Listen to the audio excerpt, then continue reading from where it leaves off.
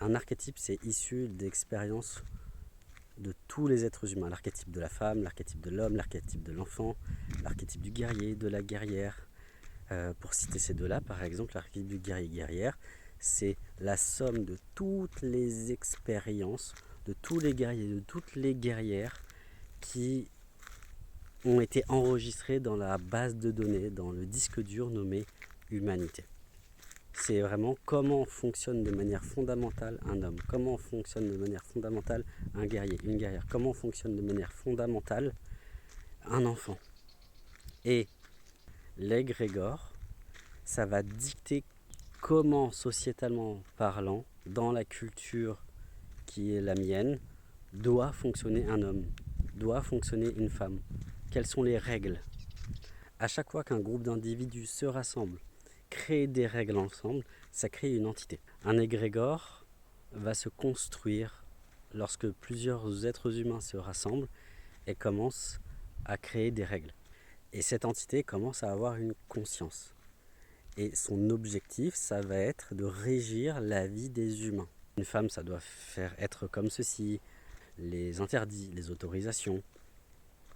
Il faut savoir que chaque famille, chaque groupe d'individus, à chaque fois qu'il y a plus de 2 personnes, à partir de 2 personnes même, il peut y avoir constitution d'un égrégore.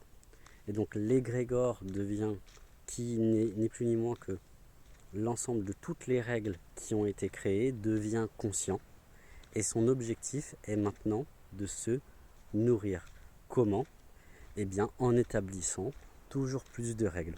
C'est un peu comme l'État, en quelque sorte. L'État est un égrégore qui régit la vie des êtres humains. Maintenant, je vais parler de la notion de guide, qui est une notion vraiment aussi très utilisée en spiritualité. Avant de s'incarner, l'âme qui a décidé de vivre le jeu de l'humain ne va pas faire ça seule.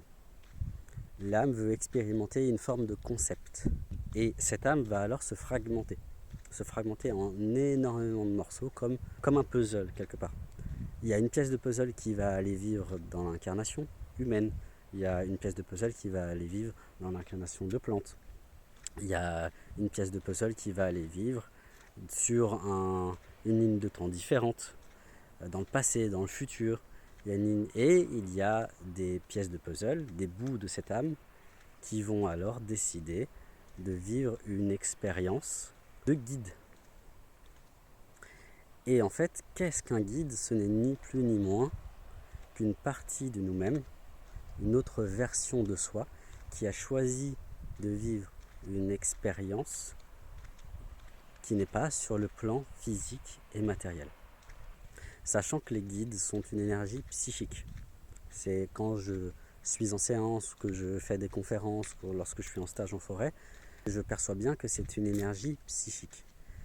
La différence majeure entre égrégore, archétype d'un côté et énergie psychique, c'est-à-dire guide de l'autre, c'est que l'un est vraiment lié à l'humain et est une construction humaine et donc n'a pas d'identité propre, alors que le guide, lui, a une identité propre, a une vie propre en dehors de l'être humain.